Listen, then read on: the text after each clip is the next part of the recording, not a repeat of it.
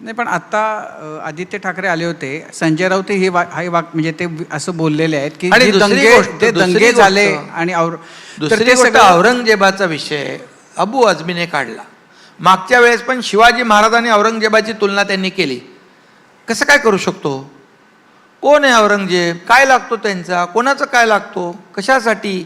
अरे ज्यांनी आपला महाराष्ट्राचा पूर्ण घास घ्यायला आला त्यांनी महाराष्ट्रामध्ये येऊन हैदोस घातला, महाराष्ट्र आया बहिणींची अब्रू लुटली, मंदिरात तोडली, काय काय तर स्वतःच्या बापाला कैद केला, किती लोकांना मारलं सत्तेसाठी. आता आणि संभाजी महाराजांना अनन्वित छळ केला त्यांनी. त्याचं कशाला उदात्तीकरण पाहिजे? मग हे लोक करायचं उदात्तीकरण. आम्ही काढला काय विषय तो? त्यांनीच काढला ना. पण ते तुम्हाला तुमच्या पथ्यावर पडावा, मुख्य विषयांपासून चर्चा भरकटावी यासाठी अबू आझमीने तो काढला असं म्हटलं जातं. ते म्हणतात ते म्हणतात. दुसरा भाग, दुसरा धंदा आहे का नागपूरमध्ये आरोप करण्याशिवाय? नागपूरमध्ये जी दंगल झाली ती मुख्यमंत्र्यांना डिमीन करण्यासाठी, त्यांना खाली दाखवण्यासाठी केली गेली आणि फार त्यांच्याच जवळच्या लोकांनी ती घडवून आणली असाही आरोप ते करतात.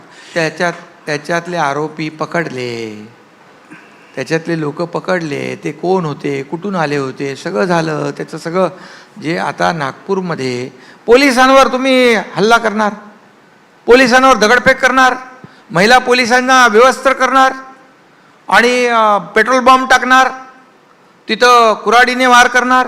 मगाशी मी बोललो नाही, कुऱ्हाडीने म्हणजे DCP लेवलचे 3 अधिकारी जखमी होतात.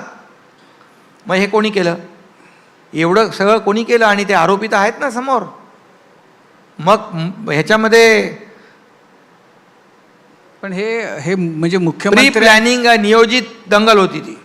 पण ती मुख्यमंत्र्यांना खाली दाखवण्यासाठी नागपूर त्यासाठी निवडलं गेलं. विरोधी पक्षाने केली का ती? नाही, या आरोपाकडे तुम्ही कसं बघता? हे बघा, आरोपी ते आरोपी आहेत. जे आरोपी ज्यांनी या औरंगजेबाचं उदात्तीकरण करण्यासाठी अशा प्रकारचं कृत्य करणं, दंगल घडवणं, ह्या सगळ्या करणं, कायदा हातात घेणं, त्याला बिलकुल माफ नाही करणार आम्ही. कायदा हातात घेऊन जे पोलीस सर्वसामान्य लोकांचं जीवनाचं रक्षण करतात, ऊन वारा पाऊस काही पाहत नाही, सणवार पाहत नाही, रस्त्यावर असतात, आणि त्यांच्यावर तुम्ही हल्ले करता.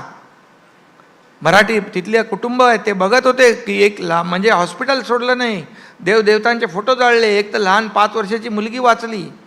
आणि पोलीस आल्यानंतर पोलिसांवर हमला करण्याची हिंमत जर होत असेल तर त्याला शिंदेसाहेब, खरं तर एक थोडा व्यापक जो प्रश्न आहे तो महाराष्ट्रामध्ये आज वाल्मिक कराड, तर आता त्याला पकडलं, त्याला आत घातला, तो काय पद्धतीनं खंडण्या घेत होता आणि किती म्हणजे गुंडगिरी किती व्यापक प्रमाणामध्ये झालेली. आणि ही फक्त बीडची कहाणी नाही आहे, ही महाराष्ट्रामध्ये प्रत्येक जिल्ह्याच्या ठिकाणी गुंडगिरी आणि त्या गुंडांना राजकीय सपोर्ट आहे.